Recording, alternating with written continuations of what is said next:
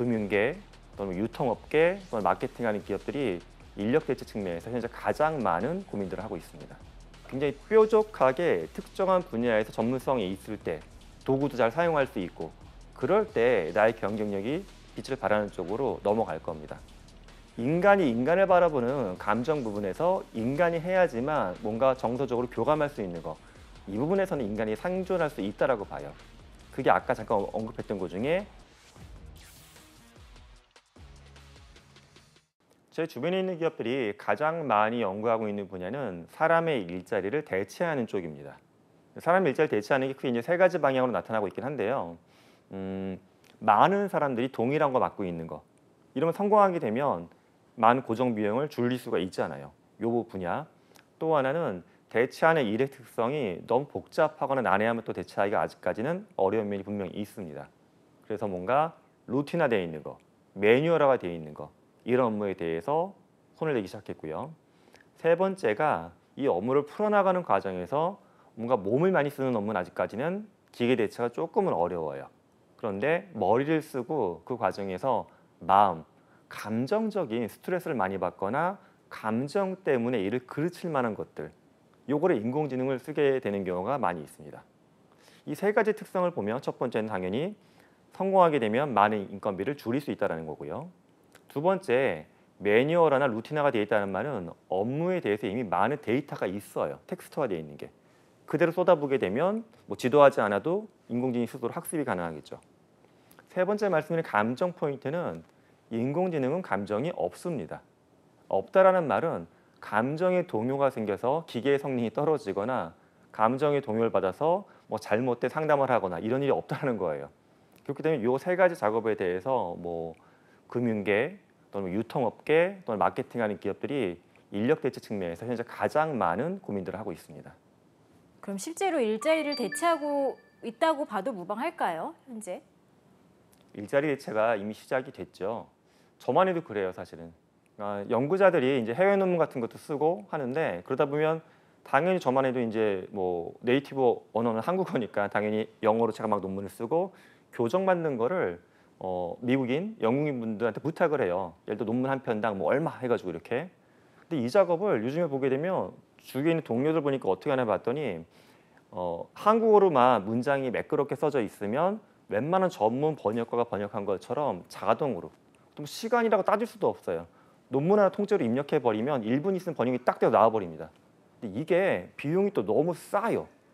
그러니까 원래는 논문 하나를 통째로 번역을 맡기면 예를 들어 한국어로 된 걸 영어로 50만 원에서 100만 원 들었는데 한 만 원도 안 되는 비용으로 나오니까 너무 좋잖아요. 그러면 기존에 이 작업을 하고 있던 사람들의 일자리가 그만큼 없어지는 거죠. 물론 그분들이 뭐 일자리 아예 뺏겼다라고만 볼 수는 없지만 일단 원래 하던 일은 사라진 건 맞습니다. 미래 일자리의 특성은 저는 이렇게 해석을 해요. 우리가 기존의 직장에서 일했던 방식은 이랬죠. A 부서, B 부서, C 부서가 있다라고 하게 되면 이거는 경영학에서는 밸류 체인이라고 하죠. 서로 연결돼 가지고 무언가를 만들어가는 과정인데 밸류 체인 상에는 각 부서마다 여러 명이 있었고 여러 명은 비슷한 업무를 했어요. 마케팅 팀이 10명이다. 10명이 기본적으로 마케팅 관련 일을 계속해요. 만약 B가 영업이다. 10명이면 영업 관련된 일을 다 10명이 동시에 하고. 근데 미래의 조직은 어떻게 바뀌는 거냐 하면 인공지능이 도입되면서 10명이 하던 마케팅 업무를 사람이 4명, 6명 없어져요. 영업도 마찬가지고. 심지어 협상을 대신해주는 인공지능도 나와 있거든요. 그러다 보니까 내가 굉장히 뾰족하게 특정한 분야에서 전문성이 있을 때 도구도 잘 사용할 수 있고 그럴 때 나의 경쟁력이 빛을 발하는 쪽으로 넘어갈 겁니다. 사실 이게 지금 사회 초년생들한테는 어려운 환경인 건 분명 맞습니다. 왜냐하면 제가 조금 전에 언급했던 특정 영역에서 뾰족한 경쟁력을 갖기 위해서는 업무 경력도 꽤 쌓여야 되긴 하거든요. 그런데 학교에서 그걸 다듬을 수는 없기 때문에 지금 사회에 막 진입하는 분들 입장에 사실 좀 쉽지 않은 단계인 건 좀 맞다라고 봅니다. 제가 많은 분들이 모인 자리에서 익명으로 조사하는 도구로 고정적으로 물어보는 질문이 있어요. 여러분, 인공지능이 대체하지 못할 직업이 뭔가요? 라고 물어봐요. 제가 초등학교 학생들, 뭐 대학생, 학부모님들, 정치인들, 뭐 직장인들, 경영자들. 근데 물어보면 조금씩은 다르지만 비슷한 게 보이더라고요. 그분들이 이야기하는 것 중에 이건 꼭 나와요. 예술인, 연예인, 그리고 심리상담가. 그다음에 외과 의사 이런 것들 나와요. 근데 이 특징들을 보게 되면 좀 공통점이 있죠. 여러분은 축구 선수가 축구하는 거 뭐 신나잖아요, 멋있고. 근데 축구를 잘하는 로봇을 본다. 감정이 어떤 감정이 드냐 하면 신기하기는 한데 계속 안 보게 돼요. 그러니까 축구나 무용이 똑같은 사람인데 저게 된다고 와, 저 사람이 얼마나 노력을 했을까 경이롭다 같은 사람으로서 이 재미가 있는 건데 무용을 해준 로봇도 나와 있어요. 심지어 일본에서는 무용수가 등에 짊어지고 춤을 추는 로봇도 있어요. 근데 그걸 보게 되면 역시 신기하긴 하지만 거기까지입니다. 인간이 하는 게 직접 아니기 때문에. 그래서 저는 인간이 인간을 바라보는 감정 부분에서 인간이 해야지만 뭔가 정서적으로 교감할 수 있는 거, 이 부분에서는 인간이 상존할 수 있다라고 봐요. 그게 아까 잠깐 언급했던 것 중에 심리나 정신을 만져주는 것도 저는 거기에 해당한다라고 봅니다. 내가 세상에서 정말 지치고 마음이 병이 들었는데 이것에 대한 피드백을 기계가 정형화돼서 줘. 과연 이걸 통해서 인간의 마음이 치유될 수 있을까? 동일한 말이라도 인간의 입을 통해서 들을 때 제 마음은 움직일 수 있을 거라고 저는 믿고 있습니다. 마지막 부분이 이제 외과 의사와 관련된 이야기인데 많은 분들이 외과 의사나 간호사가 대체가 안 될 거라고 말씀하세요. 근데 이건 전 시간의 문제라고 봅니다. 왜냐하면 사람이 머리를 써서 하던 작업들은 대체가 되기 시작했죠. 머리를 쓴다라는 말은 생각이 데이터가 이미 되어 있기 때문에 얘를 학습시킨 거예요. 근데 몸을 쓰는 것 중에 고도로 몸을 쓰는 외과 의사, 엄청나게 복잡한 일을 하는 간호사분들, 이거는 학습이 안 될 거야. 되긴 됩니다. 문제 데이터 싸움이라고 말씀드렸어요. 외과 의사가 오퍼레이션 하는 환경, 간호사가 돌보는 환경에다가 수많은 센서를 달아놓고 그분들의 데이터를 트래킹을 해. 그래서 만약 외상센터에 환자가 실려왔어. 근데 수많은 의사를 학습한 데이터를 바탕으로 로봇이 어떻게 작동하는지가 판단이 될까? 됩니다. 기계적으로는. 즉 아직까지는 데이터 양이 적어서 그렇고 우리가 마음을 먹고 데이터를 모으고 학습시키기 시작하게 되면 그런 부분에서도 인간을 대체할 수는 있습니다. 그래서 저는 우리 직업의 미래 가치는 이렇게 정리를 해봅니다. 인간의 가장 중요한 건 이성과 감성 두 가지가 있고 우리는 아직까지는 이성을 강조해왔던 것 같아요. 직장에서 주로. 야, 너 이성적으로 생각을 해봐. 너 머리가 안 돌아가니? 이런 식의. 논리적인 인간을 중요시 봤던 거예요. 하지만 저는 지금 말씀드리는 게 감성적인 부분입니다. 기계는 감정을 갖고 있지 않고 감정은 인간 대 인간 또는 인간 대 다른 생명체 사이에서 나타날 수 있는 교감이에요. 그렇기 때문에 이런 부분에서 많은 직업적인 중요도가 올라가지 않을까 믿고 있습니다. 저는 인간의 본질적인 역량이 정서적인 교감 능력이라고 봅니다. 그러니까 내 감정을 정확하게 표현하고 타인의 감정을 읽어낼 수 있는 능력. 왜냐하면 우리는 이걸 이미 잘라내고 있어요. 예를 들어 배달 앱으로 음식을 시키고 눈앞에 누가 물건을 두고 가고 근데 이런 모든 마이크로한 관계들이 잘라지고 있기 때문에 미래의 인간의 정서는 기본적으로 메말라갈 확률이 높습니다. 그 상황에서 우리가 정서적인 교감을 나눌 수 있는 능력을 키워야 되고요. 두 번째는 환경이 계속 변할 것이기 때문에 직업의 전환 속도가 빨라집니다. 이미 제가 최근에 같이 일하고 있는 테크 분야의 신생 기업들을 보게 되면 직원들이 이직하는 시간이 뭐 1년, 2년 쪽이에요. 그리고 그 누구도 평생 직장 얘기를 서로 하지 않아요.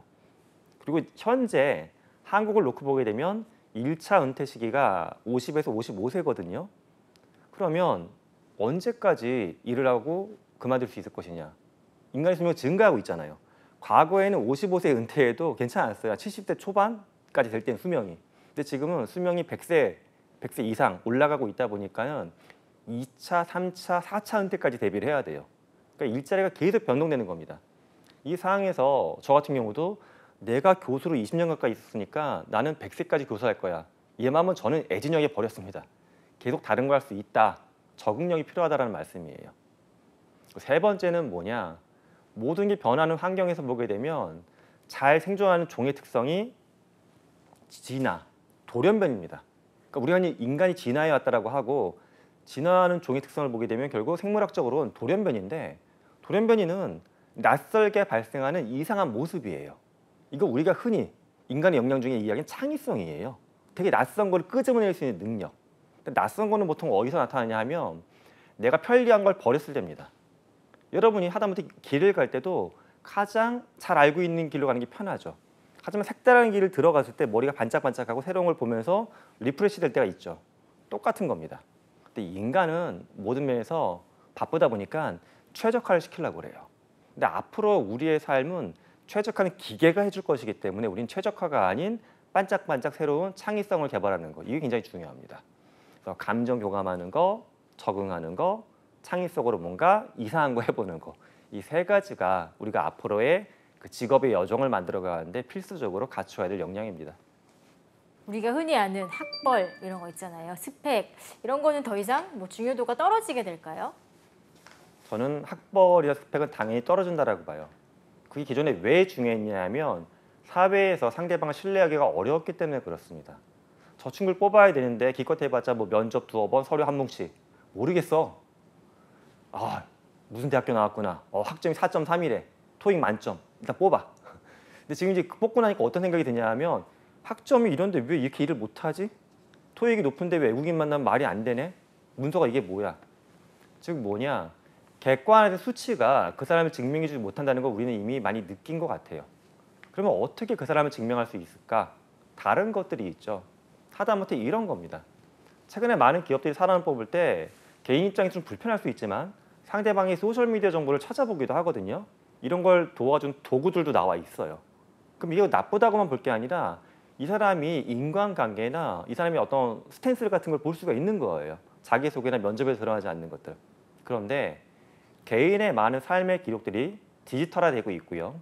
이 디지털화된 기록들을 기업에서 합법적으로 보거나 평가할 수 있는 도구들이 많이 나오고 있습니다. 좋게 보게 되면 제 입장에서는 상대방한테 나를 굉장히 객관적이고 신뢰도 있게 증명하기가 편해지고 있고요. 상대방도 저의 신뢰성을 평가하여 서로 좋아지고 있는 거예요. 제 설명이 조금 어려웠다고 하게 되면 최근 우리나라에서 하고 있는 법 중에 데이터 3법, 마이데이터라는 제도가 있죠. 마이데이터가 내가 많은 뭐 상거래나 금융이나 교육받으면서 또는 병원에서 발생시킨 데이터를 내가 동의하면 다 모아가지고 이거 분석해서 써라고 주는 거거든요. 근데 이것도 제가 드린 이야기랑 맥을 같이 하고 있어요. 사회 초년생들 같은 경우에는 예를 들어서 뭐 대출을 받으려고 하게 되면 당연히 신용 레코드가 없으니까 그나마 은행에서 보는 게 얘가 좋은 직장 들어갔나? 뭐 좋은 학교 나왔나? 이런 거 보고서 조정해 주는데 그게 아니라 이 친구가 뭐 고등학교만 나왔으면 어떻습니까? 다양한 마이데이터 상으로 분석을 해봤더니 정말 신뢰할 수 있는 19세 청년이야. 1억 빌려주겠어. 이럴 수도 있는 거거든요. 그래서 서로 신뢰하기 어려웠던 저신뢰 사회였기 때문에 몇 가지 학벌을 통해서 그 사람을 평가하려고 했던 것 같습니다. 하지만 이제 데이터 기술로 신뢰를 더 정밀하게 볼 수 있다 보니까는 다른 툴을 통해서 서로 신뢰감 확보해 나가는 그쪽으로 우리는 넘어가고 있습니다.